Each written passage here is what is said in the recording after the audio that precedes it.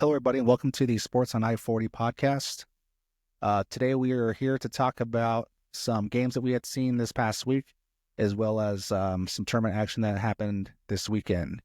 As we all know, the season has come to an end for the 3A East, and if we look at how that season came out, I believe it might be a three-way tie for the conference championship for the boys, right? So, yep. And then for the girls, I think it was Show Low that ended up winning the 3A girls East tournament or East championship. So yeah, it was a great game. Yeah, we'll get to that in just a moment, but we want to talk about something else before we do. There was the junior high tournament here in Holbrook for the eighth graders, and there were several teams that were invited. There was a team from Kayenta, Winter Rock, Holbrook was hosting, so they were here. Snowflake, Canyon Day, Little Singer, Round Valley. Was Round Valley there? Yeah, they were there. Yeah, and St. John's. St. John's, yeah. Mm-hmm. Snowflake. Yeah. So it was we got to catch a little bit yesterday. And then we got to see the finals this evening. I think for the girls' finals it was Winter Rock versus Canyon Day. Winter Rock versus Canyon Day. Mm-hmm. And then for the boys' finals it was Little Singer and Snowflake. Yeah, Little Singer and Snowflake. So just kind of looking to the future for these junior high. These are eighth graders, so they're going to be freshmen next year. Winter Rock has a really great team this year. They do. I noticed that they are really skilled for their age, and I think that skill puts them way ahead a lot of the teams that they played this weekend. Mm-hmm. Yeah, a team working together like that all summer long, and not just a summer, but multiple summers, and playing for a long time together, and it really shows, man. They really work hard. Their off seasons, like they put in the work, man. They put in the work, and it shows. And it's you'll be hearing about them pretty soon, man. A lot of those girls will be coming up, and they'll be high school next year, and they'll be making some noise. Yeah. What was interesting about the Winter Rock team specifically is they were pretty advanced when it comes to ball handling, shooting, and that really helps a high school program when a coach really doesn't have to go back and have to reteach or teach young players some of these fundamental skills. So when they come in to the freshman league or into high school, it certainly gives them a head start on where their team, whether on JV, freshman JV or varsity, wherever they fall, it certainly gives them a heads up, I guess, on how they're going to perform there. Kansas too had some great teams too. Had a great team as well. Mm-hmm. And the other one, Canyon Day too. So all three of them. Obviously, Winter Rock came out on top, but there's going to be some great competition coming up in the next few years from these areas. Yeah, for sure.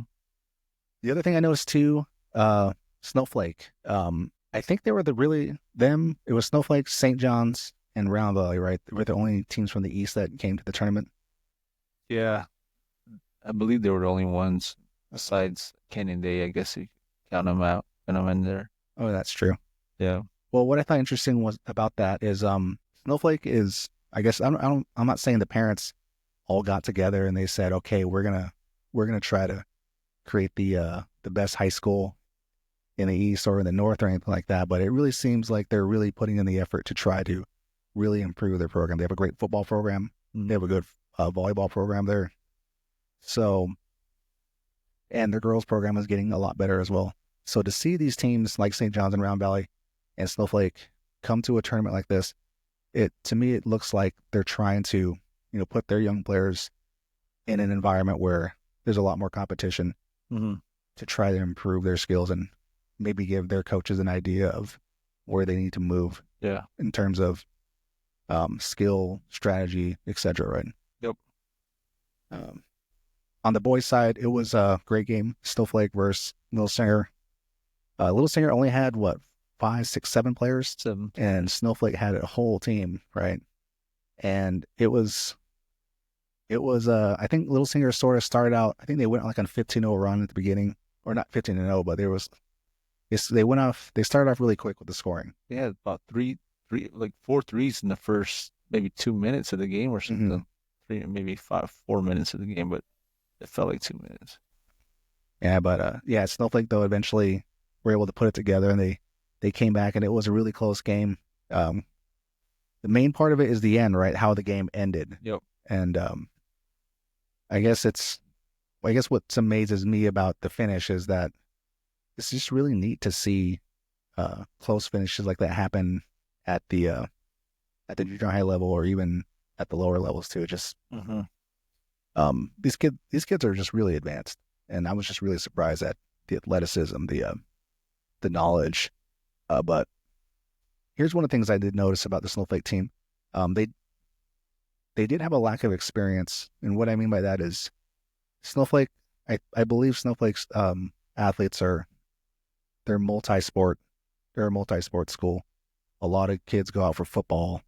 A lot of kids go out for wrestling. A lot of kids go out for basketball.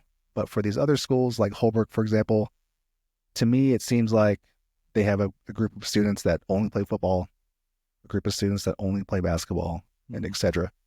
Maybe for the girls more so, they have a lot of crossover. Like I know a lot of the volleyball players did play on the girls basketball team. So I think it kind of showed the Snowflake Junior High that just like their lack of experience as far as the strategy and the rules. I think they put themselves in position to win, but just kind of maybe not being familiar with how the situation they were in, they sort of made a mistake, and that one of the players threw the ball out of bounds. I think he threw it across court, and ended up going out of bounds and giving the ball back to Little Singer. That's 1 second left, right? Yeah. Then some critical fouls at the end too that weren't necessary, but Mm-hmm. you know, Little Sam just kind of held the ball and did good ball movement, and they kind of hurt him in the end too. They had some turnovers, but Mm-hmm. it worked out, man. Yeah, It's a good game. and then yeah, the finish. One of the players from Little Singer had that last second 3-pointer at the corner, Yeah, and it that, was that was crazy. It was a tied game at I think it was 35 points each, and then the last second shot with like 1.5 seconds left, I believe, and it was a good finish. mm. So, anyways, yeah, there are a lot of young players out there moving up into the next level, and it'll be exciting to see Mm-hmm. their contribution in the coming years. Okay, so moving on to the next topic here, Holbrook girls versus Show Low this past week. It was senior night. Mm-hmm. Um, Holbrook did their homework, and I give them an A for effort in this game. I think they really came out. Not only were they, wanting to win this, but I think senior night had a lot to do with it as well. Yeah. Watching them play against Solo, I was just kind of wondering how come they weren't able to play like this all year. It seemed like some of the players. I guess one that comes to mind specifically is Dea, for example. She had a really great game this game, Yeah. and I just couldn't help but think, how come she didn't play like this throughout the whole entire year? But it's better late than never, and they're going to be heading to the playoffs. So hopefully, that momentum and confidence that she built in that game will move forward into the next one. Yeah. Her posting up and her inside game's barely been improved a lot, and her outside shooting is it's been good all year. And she's executing seem like more on the inside now. So Mm-hmm. Yeah, she did a lot more. She drove the ball a lot more this game, mm-hmm. and I remember seeing her play last year. She did that a lot as well. And but this year it just seemed like there was a lot of hesitation on her part.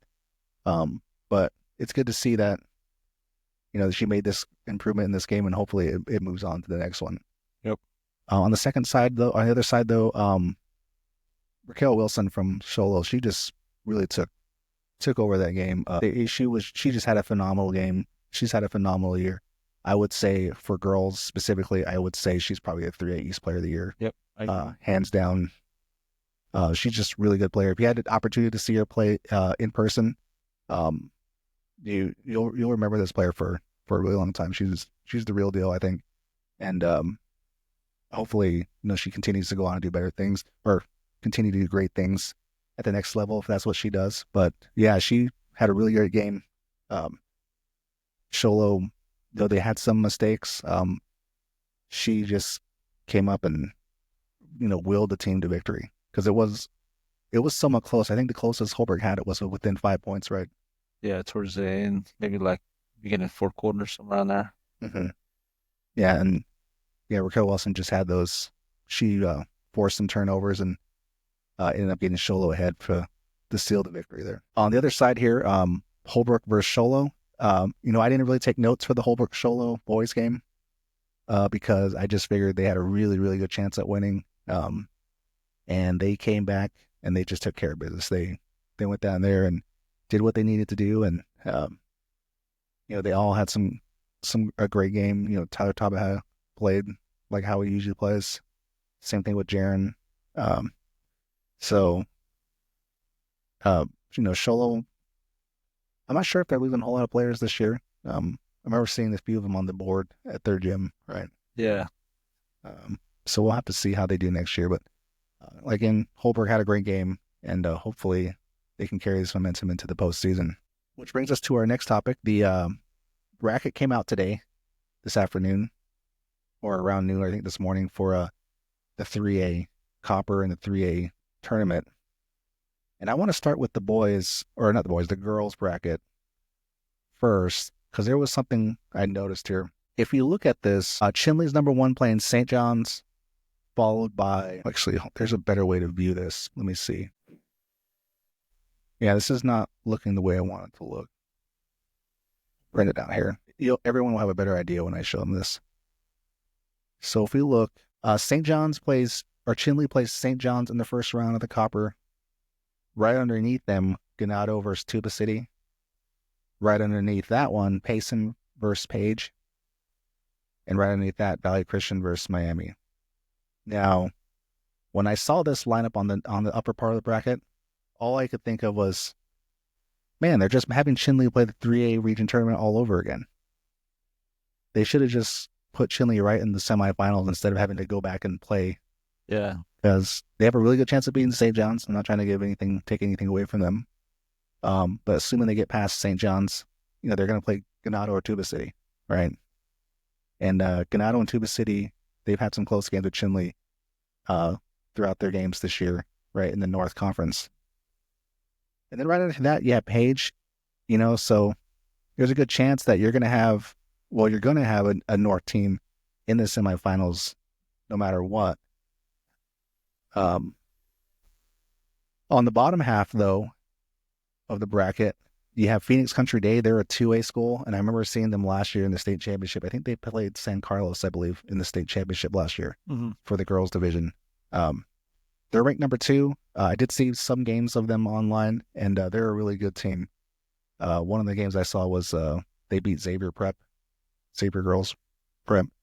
But if you look above there, you got Show Low versus Joseph City. I don't think Joseph City played Show Low this year at all. I think they played them last year, though. So that will be, I guess we're sort of expecting Show Low to handle Joseph City, but I think in that game, there's potential, I think, maybe like a 30% or maybe 25%, some low percentage, not extremely low, but not extremely high either of Joseph City potentially pulling an upset against Show Low. I agree, man. The next one on above that, Monument Valley versus Snowflake. Monument Valley did lose to Snowflake earlier this year. Monument Valley, I think we went to the game up there, Holbrook versus Monument Valley. I think Monument Valley has potential to beat anybody. Mm-hmm. They were right up there in the north against Chinley, Tuba City, Ganado. I believe they lost all of them, but they were losses that were really close. So I think Monument Valley can mix it up with anybody. And plus it's Karen Mann's senior year, and we'll have to see how that turns out. But I think there's a possibility for an upset on that one too. We'll just have to see if Snowflake girls can take care of business against them. What do you think, Mac? Yeah, Mountain Valley has a chance. They beat Holbrook girls, and Holbrook girls did beat Snowflake too. So it's going to be a good game. I think one of the interesting ones is Miami. I don't know too much about them, but I do hear them making noise, and they seem like they're a pretty good team, man. They got a good coaching staff, and players that been playing for a while. So, and I kind of see them in the the quarterfinals against Chinley. Mm-hmm. What I think. Yeah, maybe it was Miami and Phoenix Country Day that was in the state championship, or was it San? was either San Carlos or Miami last year that played Phoenix Country I Day, think but I might have. It was Miami. Miami. mhm. I think Miami ended up winning. I believe. Right?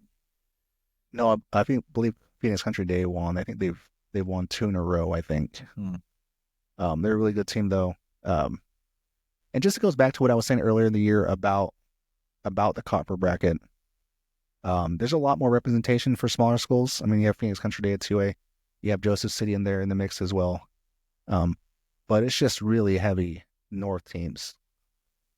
And it's just, to me, it would have made more sense if they would have sort of spread it out a lot more and maybe have maybe Page or Tuba City play on the southern part or the bottom half of the bracket. But it is based on ranking too. So Yeah. Joe City's the only 1A team. 1A team representing this bracket. Yeah. Are you planning on going to any games? Well, I want to go see the Show Low Joe City game in Show Low on Tuesday. Are you planning on going to any of them I'd like to, but I don't know, man. It depends. For sure, we'll be at the Holbrook game on Thursday? Thursday. Yeah, Thursday and Friday. Yeah, I've been trying to decide if I want to go to the Monument Valley or Snowflake, but I might wear my Letterman jacket to the Joe City game if I go to that one. But anyways, looking at the girls 3A bracket. So right now it's just in pool play at the moment. So I believe what happens is the 3A teams that are in the copper bracket, those who lose in the first and second round go into the 3A tournament bracket. And the pool play here that you can see on the screen, I guess you can kind of think of it as like a play-in into the tournament for the 3A. So if you look here at this one, Winter Rock versus Holbrook. Holbrook did beat Winter Rock earlier this year. I would like to say that Holbrook is going to beat Winter Rock, but don't know about that one. It kind of depends on how they're going to play that particular day. Mm-hmm. And then you have Winslow at Seton Catholic Prep. Karen Self, the coach for Seton Catholic, she's a great coach, and I sort of think Seton Catholic might be in the same skill level as Winslow, so that one might be a close one. I'm just gonna take a guess. I think Seton Catholic's probably gonna end up winning, but I think Winslow does have a chance to beat Seton Catholic. Right? But we'll have to see. Mm-hmm. Do you see anything else in the pool play that you find interesting for the girls? Not too much. It'll Alchese versus Sabino, so yeah, I think Alchese gonna get a chance of winning that one. Now some of the other teams I don't know too much about. Parker, LA Foothills, I'm not really sure. But Blues got potential also too, and they have a pretty good running game. Uh-huh. All right, so excited to see what happens this week, and we'll have to come back and talk about it when it happens or when it's over with. Looking at the 3A boys copper bracket here, first round. I'm just gonna be honest and just say copper. I think it's just gonna come down to, honestly, it's probably gonna be Valley Christian versus Gilbert Christian, and you could throw Yuma Catholic in the mix as well there. I don't expect Page to. Maybe Page could give Yuma Catholic a run for their money, but I don't really see Yuma Catholic or Page getting past Yuma Catholic. The teams in the upper boys teams in the copper bracket, there's some really tough schools in that division, and not to take anything away from Page or anything like that, but this is almost like a miniature 4A bracket for the boys specifically. Do you have any comment about the copper bracket for the boys? No, not too much, man. It's going to be a tough one. If it does work out, it might work out for some of the other teams though, like we said in the 3A. If some of these teams from the 3A keep going on in that, and then there's some opening for the 3A less ranked teams, I guess. Mm-hmm. Yes, yeah, the upper schools, the more talented ones, I guess, like Valley Christian, it's going to take them out of the 3A tournament and put them in their own.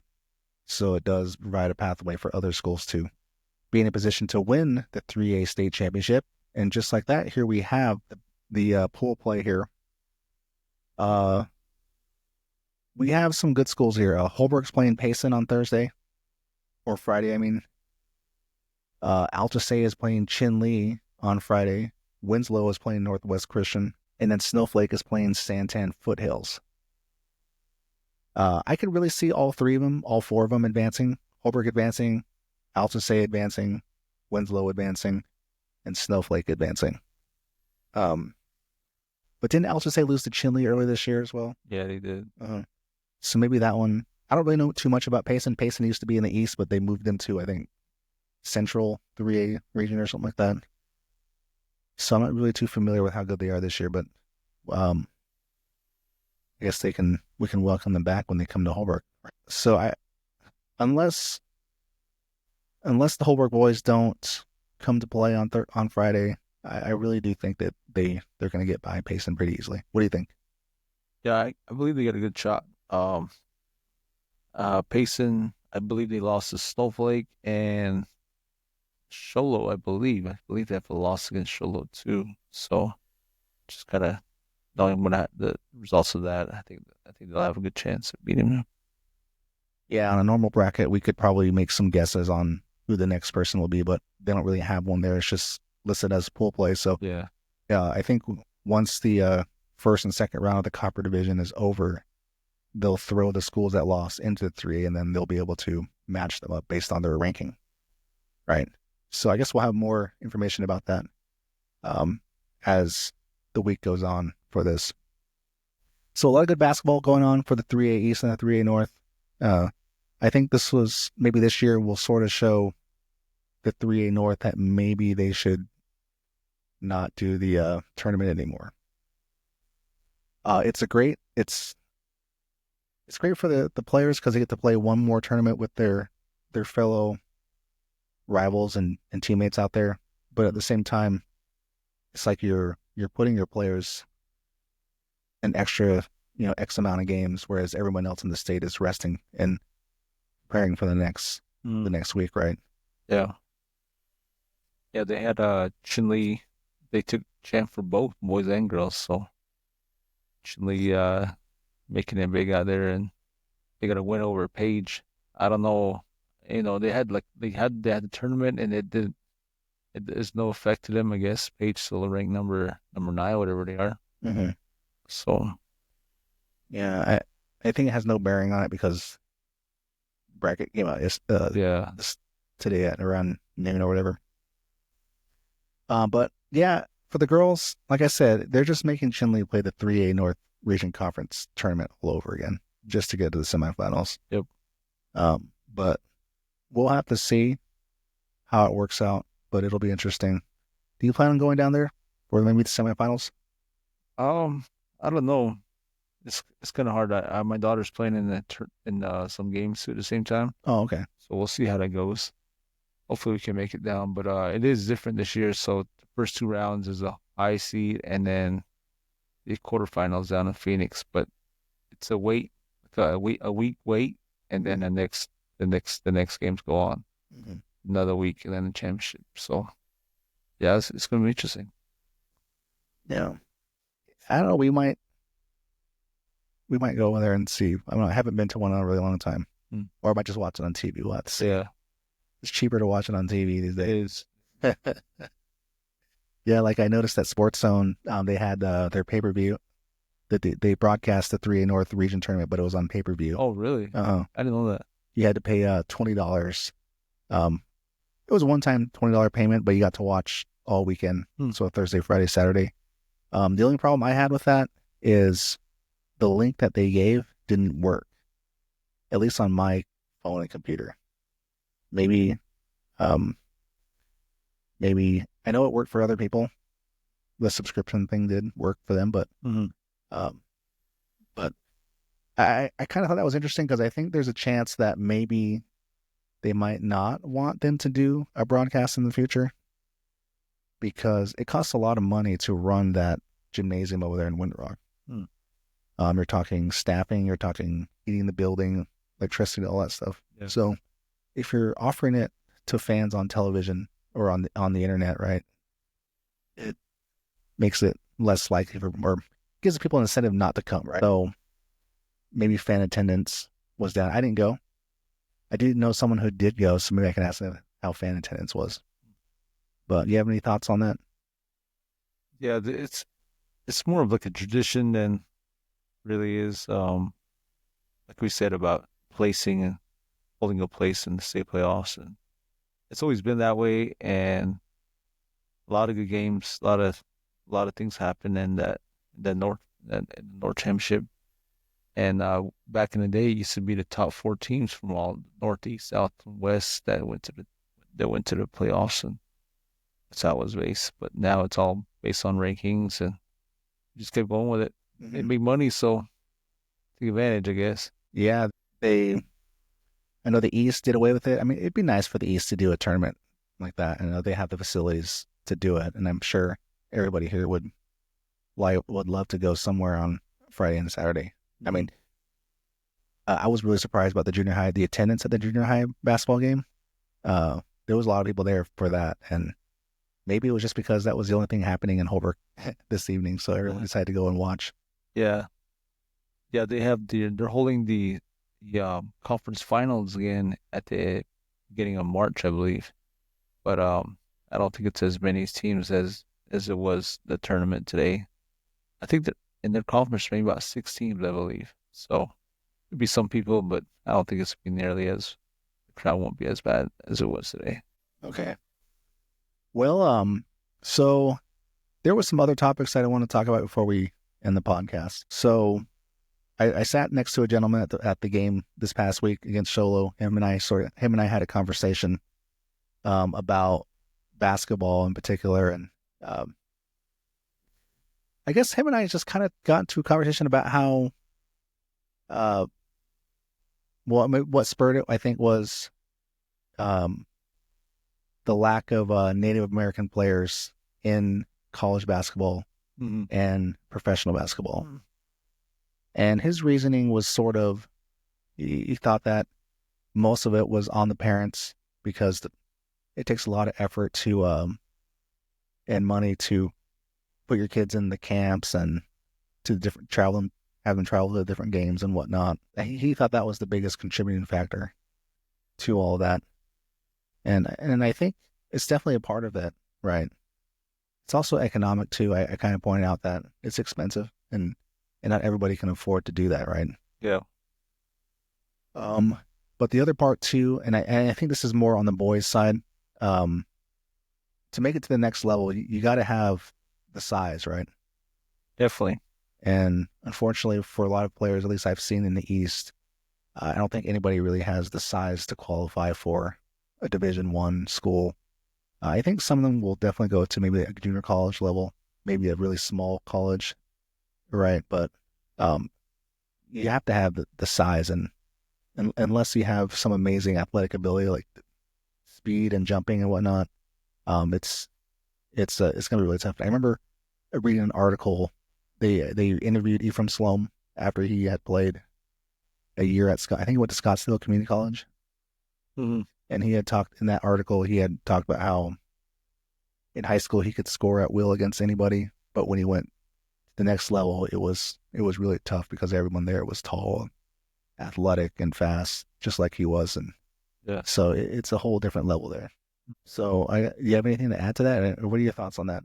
Yeah, I see some boys go out and play a bit, and some of these, yeah, I guess in a way it does fall back on the parents and some of the choices they make, I guess, and the decisions they make.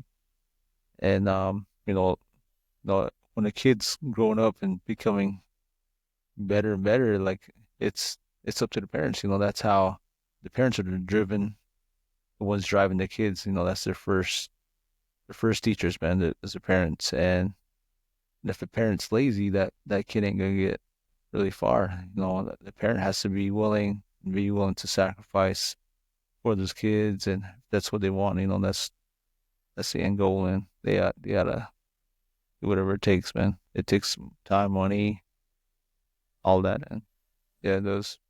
Yeah, I think the other problem too is that this isn't, 1980 anymore where Mm.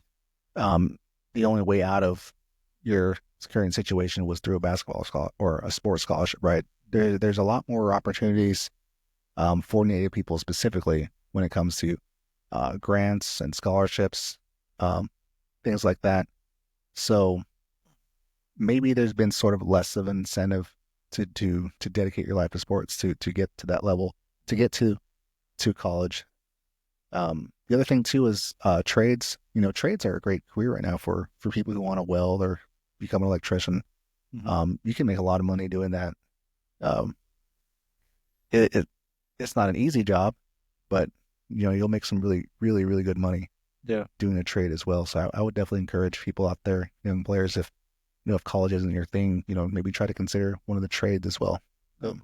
My dad was a welder, uh, and he's been doing that for over 30 years. So um, my mom keeps telling him to go back to get his business degree from NAU, but he's like, I'm about to retire. What am I going to do with a business degree? Yeah, but anyhow, yeah, it was an interesting conversation that him and I had, and I guess to each their own, I guess, and everyone has their own various opinions about it. Mhm. Yeah. Um, so the other topic that I was thinking about as well is so the next part here is it was senior night this past week for Holbrook. And whenever I go to senior nights, whatever, it doesn't matter what school it is, it always brings up memories of myself when I was in high school. Now, I want to emphasize this. I don't miss being in high school at all. But I do miss the sports aspect of it. Mhm. And maybe it doesn't really hit you maybe until you graduate, or maybe after you lose your final playoff game or something when it's finally over. Unless you're going to go to college somewhere, for most of us, it's basically over, and it'll be the last time you play it in that type of setting for the rest of your life. Yeah.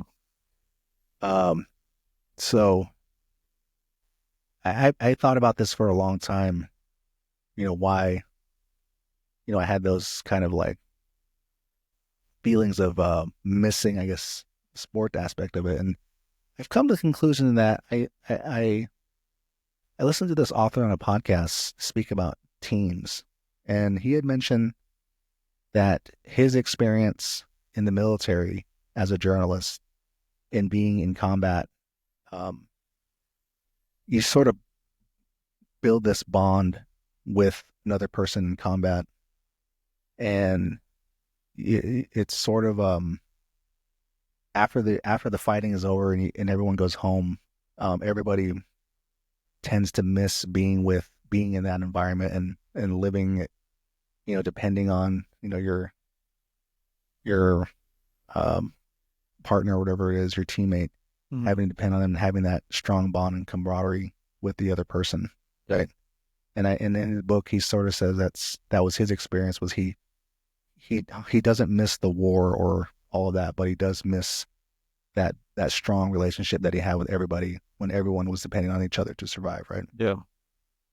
So I think for me, when it comes to sports, I don't really necessarily miss the practices or anything like that, but I think I do miss just being with my friends, and we all had this common goal, and uh, going to practice and going to the games, and maybe that's what I miss, is just being a part of that kind of team, right? Yeah.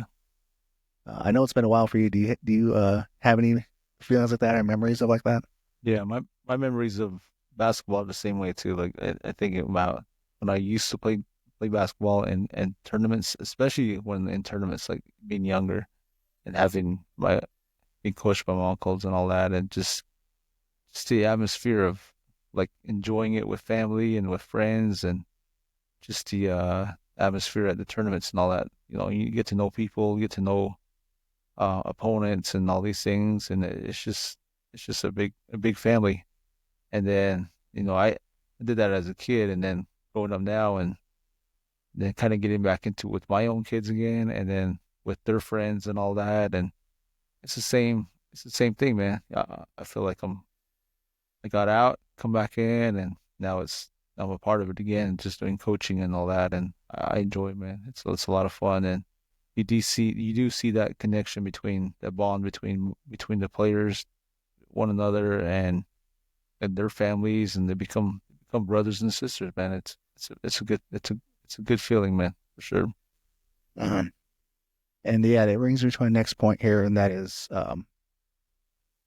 it's it's it's the end of the regular season, and it's going in the playoffs, right? And it's single elimination. So for a lot of these players who are seniors, it's going to be their last time playing, and unless they're going to college, it's going to be the last time they play, for the rest of their life. Yeah. I mean, you can play in like adult tournaments, right? But it's not the same, right? Mm. So, uh, so now I guess I just want to, thank all of the players out there, around the whole entire state. I know we only got to focus on the 3A North and the East, but there's a lot of seniors out there, at these many different schools. But um, I just want to thank all the seniors out there who put the time and effort into playing this game and taking it seriously. And I know they're going to have a lot of memories themselves. But at the same time, the fans who got to go and see them, we went on that same journey with them as well, and we're going to have the same memories too. And even now, there's going to be a lot of players that I remember for the rest of my life that played this year and the last. So yeah, it's, again, if you're a senior out there and you're on one of the teams, just understand that how you played this year wasn't in vain, and that it really brought a lot of enjoyment to people. Yeah. And as I mentioned before, it just, maybe it's PTSD, just that feeling of like, man, it's over and whatnot. So again, yeah, thank you everybody, all the seniors out there who are going to be graduating this year.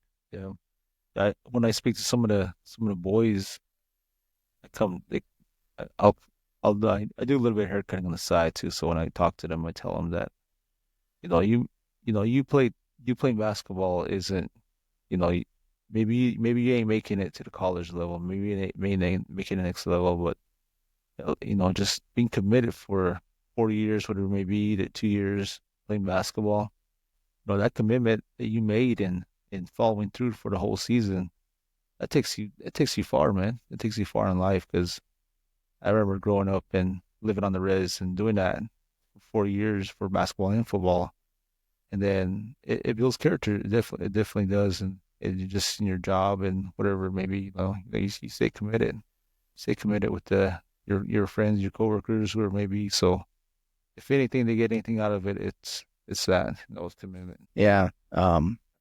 Tomorrow, which if you're watching it now might be today, the Super Bowl 59, Chiefs versus Eagles. I did a lot of sports betting earlier in the year, but right around December, I sort of stopped because I did bet on politics and I did win a lot of money on that, and I just kind of took the earnings and left, right? But and plus I was doing some other things in my personal life as well, professionally, so I really didn't have a whole lot of time to devote to watching a lot of football in December specifically. But being the kind of football nerd that I am, I did go out and listen to some professional podcasters who do this for a living, and they had some interesting statistics that they wanted to point out for tomorrow's game. The first statistic is the Eagles are a run heavy defense, or run heavy offense. And I'm sure everyone who watches are like, well, duh, they have Saquon Barkley, of course they run a whole lot. But what that means is they're going to have a hard time. Jalen Hurts has a hard time on third downs. And I believe the Eagles are one of the worst teams on third down conversions. Not the worst, but they're definitely towards the bottom. And the Eagles are going to run the ball, and they're going to run it until they can't run it no more. Or if they're losing, then they're going to throw the ball, because Jalen Hurts is, at least this season, has been somewhat unreliable when it comes to passing. So I'm expecting the Eagles to continue to pass or continue to run until the Kansas City Chiefs can answer that. But on the other side, though, the Chiefs have Steve Spagnuolo, the defensive coordinator, and though the Chiefs do have the best tackling team in the NFL, they do have one of the worst run defenses in the NFL. But Steve Spagnuolo, the defensive coordinator for the Chiefs, is known for working miracles with this team. So I fully expect Steve Spagnuolo to come and to have this team ready to defend against the Eagles' running offense, right? Mm-hmm. If you look back, Chiefs versus 49ers, 49ers had one of the best running offenses in the league, and the Kansas City Chiefs were able to hold Christian McCaffrey. They held him to one of his fewest yards in the season that year. They did a really good job at containing the 49ers running offense, which was their bread and butter. And I think that really exposed Brock Purdy as being not that great of a passer. And this year, not having Christian McCaffrey, it really exposed why the 49ers have yet to give Brock Purdy a big contract. And since he had such a mediocre season, I think they're kind of like not wanting to pay him his money for that. And so, but anyways, on the other side though, Vic Fangio, the defensive coordinator for the Eagles, he's had a lot of success against the Chiefs, especially with Andy Reid and Patrick Mahomes. He has played the Eagles, Vic Fangio has played the Kansas City Chiefs 8 times. I think it was 4 times when he was with the Denver Broncos and twice with the Miami Dolphins. I'm not sure, 1 or twice, but during those years he played against Patrick Mahomes, the Chiefs consistently had as high as a 70% success rate in the red zone against other teams. Oh. But when the Chiefs played a game against Vic Fangio at defensive coordinator, Vic Fangio was able to decrease the Chiefs' success to as low as 30% in the red zone. Wow. So really, I think this game is going to come down to defense. And I mean, it's kind of stupid to say that, but when it comes to professional football, I think this game is going to be decided on the defensive side. Whichever defensive quarter is able to get an edge on whichever offense, is going to be the outcome. Unfortunately, the Chiefs are a 1-point favorite, 1 point to 1.5 point favorite. Normally, I would go with the Eagles, but I don't know. I'm leaning towards the Chiefs, but at the same time, I'm kind of like, if I bet the Chiefs, they're probably going to lose this time because last year I bet against the Chiefs. So I think all the smart players are betting the Chiefs at minus 115, which is a good deal. That means you're paying $115 to win $100. So there's a 15-point or $15 big there to take the favorite in this game. And I think there's a lot of value in taking the Kansas City Chiefs for that. I didn't really understand the whole, when I used to listen to sports bettors, the whole value, trying to find value in these bets, right? And that's when I started to learn about the VIG and what, the odds and stuff like that. And that kind of helped you navigate, if you're going through the games, which ones have potential to be a good payout if the odds are slightly out of your favor or slightly in your favor. So, what are your thoughts on the Super Bowl tomorrow? Yeah, I think the Chiefs had the refs on their side. Yeah, I'm a Raiders fan, so I'm against the Chiefs all the way on this, man. I'm hoping that they can get to end this whole dynasty thing, man. It's just Patriots all over again, man. Well, the Kansas City Chiefs do have the refs on their side. I did read an article by Warren Sharp where they analyzed the crew that was assigned to ref the 49ers or the Super Bowl this year. The head referee, I think this is his 4th Super Bowl. I think this is his first time as a head person though. And I believe this particular crew that includes the main ref, the side judge, the back judge, the front judge, and the line judge, I believe they have a tendency to call more holding than they do pass interference. I don't know how these professional sports bettors find these statistics. I don't know where they get them from, but that was one of the things, was they tend to call more holding calls than they do passing interference, and sometimes it's the other way around. But Warren Sharp kind of made it sound like the refs aren't exactly biased against or biased for the Chiefs, but you never know. I heard rumors that Travis Kelce is supposed to propose to Taylor Swift after the game. So if the Chiefs do win and Travis Kelce does propose to her, then I'm going to lean towards it was rigged. Yeah. I'm just looking forward to the Super Bowl halftime show too. Lamar and some guests on there. Mm-hmm. Yeah. One of the most popular bets is the coin toss. So Warren Sharp bought an official replica coin, and he went on a show and he flipped it 500 times, and they were taking the statistics to see if there was any bias in the coin going either way. I think the reasoning was that the official coin isn't like a flat coin; it has like designs on it. Uh, So depending on the design of each side of the coin, it could be affected by the aerodynamics of it. Could be affected as it spins, and it could bias heads or tails, something like that. hmm. But anyways, it was just funny that he bought that and he was like flipping on the show. But yeah, it is one of the most popular. What are the odds on that? Well, statistically, it's 50-50, and I think it ended up being like 50-50 Oh, after 500. pretty good then.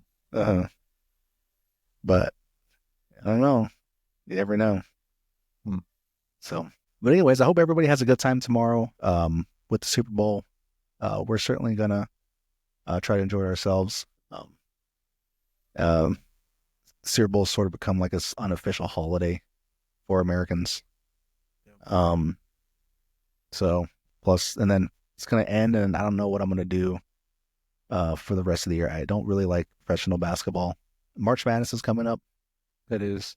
Um, but the Arizona Wildcats, they're kind of like, uh, they're okay. I don't think they have a chance at winning that, but I guess it's March Madness for a reason. Have you seen Cooper Flag play for Duke? Man, that guy that kid's dominant, man. He is good. I think he's still 17, or did he Yeah, recently turn 18? he just out of high school. Uh-huh. Yeah, he's really good. I remember I didn't really know who he was, and all of a sudden I saw recommendations on YouTube for his high school highlights. Mm-hmm.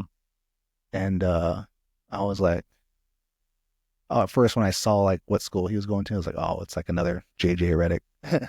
But then I saw him play, and I was like, wow, he's definitely the number one or number two pick, at least top five in the NBA draft this coming season. Yeah. But hopefully someday I wish to follow more college basketball, but we'll have to see. Baseball. Do you follow baseball? Just the Dodgers. Just the Dodgers? Just the Dodgers pretty much. Oh, you're wearing the LA Dodgers black hat. Okay. Um, you ever been to a professional baseball game before? A D-backs and some I forgot who played. Maybe like Giants or somebody. Uh-huh. But that's about it. Oh, yeah. I don't really enjoy baseball too much, man. It's too long of a game for me, I think. Uh-huh. Yeah. I totally get it. I love playing baseball in high school, but I don't really like to watch it. It's better in person. You can sit there and eat a hot dog, but to watch it on television, I did watch the World Series when the Diamondbacks made it. Was that last year? Um, I guess it was interesting to watch the World Series, but other than that, the season's too long. My cousin really loves the Dodgers. I told her she can come on the podcast. We can talk about baseball when baseball season comes on full swing. So maybe I can get more educated on the team. But anyways, do you have anything to look forward to other than or once the basketball season ends, sports wise? Just the off season, basketball starts again, tournaments and AU basketball and all that happening again. I know everybody's kind of getting antsy about these tournaments and registrations are coming up and NABBY's coming up. NABBY's coming up later on in July, I believe. So a lot of teams getting committed and players getting committed with teams. So that's what's happening right now. And I believe one of the first ones that we're planning to do is in March. So we'll be busy doing that, and then with my kids too. So be interesting. Yeah. I recently saw an interview of Tom Brady. They were asking about how he was so successful at the quarterback position all those years, and he said that in his opinion, he definitely wasn't. He couldn't run very fast. He wasn't the fastest player on the field. but he said that what made him the best was his ability to diagnose the defense when he went out on the field, because you only have like 5 to 10 seconds to look at the defense and understand what they're going to do. And apparently he said that he was obsessed with knowing their offense and watching film, and he was just so in tune with it that when he got out there, he knew exactly what they were going to try to do. So he would go to the line and make adjustments. And if they were in a formation that wasn't designed, or that isn't designed to go against their current defensive setup, he would audible and he would change the play to something else that would put them in a better position. Okay. So essentially what he's saying is the mastery of the game, the mental mastery of the game, his ability to see everything out there is what gave him the edge to be such a great quarterback. Huh. And I look at it, I take his mentality of mastering the game, and I kind of wonder how that translates down to high school and junior high basketball. Do you think a lot of these younger players today are taking the time to master the game? And when I say master the game, I'm saying knowing more about the game beyond being a really good dribbler and a really good shooter.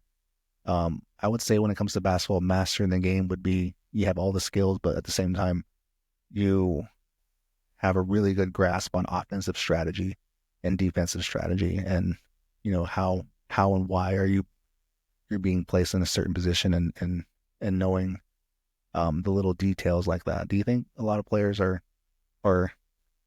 kind of getting that level, or are they more or less just kind of playing and relying on their skills mostly? Yeah. Yeah, I believe there's a certain few players out there that think like that. They they're more strategic than others. And one, for example, is that I seen play, and I witnessed it firsthand, was Tyler. I remember he played with us a few times, and just the way he talked, and we communicated, and with the other players too. He knew what needed to be done to beat a certain team, or even how to make adjustments on defense or offense, and how to find the open guys and create mismatches on the court. It's no surprise that I would say he's more than likely going to be the player for the East again. I think he'll take that back again. And one of the reasons why is because he's skilled, man. He just physically he's got it, and he may not be the tallest, he may not be the fastest, but man, he's smart. And players like that they're the ones that get noticed. Yeah, I remember seeing like old interviews. One that comes to mind specifically is they were interviewing Kobe Bryant, and he was going through and talking about how he practices how to set people into put the opponent's body into certain positions that'll give him an advantage to drive for the hoop. And he was kind of going through and explaining how he would stand a certain way and look at how the defensive player is positioned, Mm-hmm. and he'll try to get his opponent to maybe put his body put his body in a way that would leave him disadvantaged if he moved to the left or the right. And Kobe Bryant thought about, at least in that particular part of the game, he thought about it that deeply. And to me, I think that's what you would call, I guess, mastering a game, is when you go beyond just the physical part of it, and you start getting into the realm of thinking deeply about the game. An experience for me was, I think after I graduated from high school, I really didn't understand too much. My coach, he kind of knew our limitations in football, and I think we were not ready to go, because there were portions of his playbook that had we start going into audibles and stuff like that, and we never really got to that point yet. And I think he realized that we just weren't, our minds weren't capable of doing that at that point yet. But after I graduated and started watching football a lot more on television and these games, I started to call it like the light bulb moment, right? You just kind of you just see it. All of a sudden, it starts to make sense, and obviously for me, it was way too late at that point. But uh, I think it eventually hits everybody where they finally understand. Oh, this is why we were doing this, and Yeah. um, you had that experience too when you were after you graduated from high school, Yeah. just watching, or even because I know you are very involved with coaching as well. Yeah. Even like football, you said, and the programs differ from school to school. Um, I know some schools don't do audible and like make plays like that on the fly and all that. And some schools do. Some schools are the more dedicated teams, the more teams that are more serious about it. They're in off season and all that. They study that stuff and they're ready. That's what I noticed. I noticed because when I went to high school, I was one of the coaches was his Seymour. Seymour, great. I forgot his first name. Seymour was his last name, and man, they had a whole coaching staff, and they had quite a bit of knowledge and all this, and I didn't know that. I was just a kid playing and all that, and now when I get older, you look back on it like, man, we had a pretty good coaching staff at that time, especially out on the res and Ganado, and compared to some of these schools nowadays, what I hear what coaches or even players talk about, it is different from here from around here. Yeah, definitely. Holbrook or no, Holbrook, um, Snowflake has a really serious program, football program, right? Mm. And last night I tried to do like a short podcast video for the Super Bowl, and it was even that was just difficult trying to remember the statistics or even try to grasp any type of meaning from the statistics, that would help people understand. Even I, I guess there are all games have a certain complexity to it, right? Mm-hmm. Um, I guess it just depends on which one you're really into that you understand the most. And in my opinion, I guess when it comes to team sports, I would say football is probably the most complex at the professional level. Because if you go to the professional level and you hear these former players start talking about the offensive schemes that they ran and kind of like the philosophy behind it, and it's just like sometimes it's hard to follow what exactly. And you just see how intelligent these guys are when it comes to the game. Mm-hmm. Did you ever see that movie, The Program? Yeah. Do you remember that scene where the linebacker he was having a hard time in his college courses, so they got him a tutor, and he could barely read or whatever and do his homework. But then the next scene, it shows him in practice, and the coach is like going over the Yeah. slides and everything, and he's like an offensive or a defensive genius when it Yo, comes to the game. I remember that. Yeah, that was so funny when I saw it. It was like he had a hard time at school, but when it came to football, he was like a genius. Yeah. Program. They don't make movies like that no more, man. Yeah, they don't. What was the last football movie they made? I know they did the one for Kurt Warner, that kind of Yeah. biographical movie. Previous to that, Friday Night Lights, Blindsider or something. all the Blind Side with not Julia Roberts, Sandra Bullock, right? Um, the classic Little Giants. I heard my sister's husband was telling me that the Holbrook boys tried to run the annexation of Puerto Rico in one of their games. Oh man, yeah, getting their plays out of movies like that. Hmm. But anyways, well, do you have final things to add? No, I'm good, man. You're good. Forward to these games this week. Okay, yeah. Well, yeah. Just remember, everybody. Go out and support your local teams out there. They're in the playoffs this year. Support the young men and women who put a lot of effort this year into this, and hopefully, maybe same time next week we'll come back and sort of go over what we saw over the week, and Yep. hopefully, I think we're scheduled to have an interview this weekend. I think too. So hopefully we'll have an interview this coming weekend for the podcast.